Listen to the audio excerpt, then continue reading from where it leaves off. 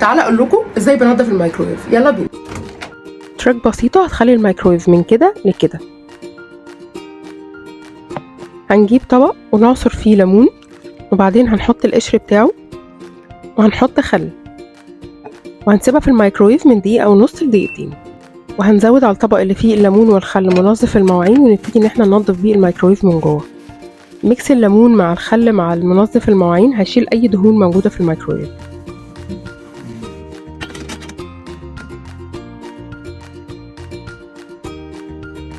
قولولي بتنضفوا الميكرويف بتاعكم ازاي؟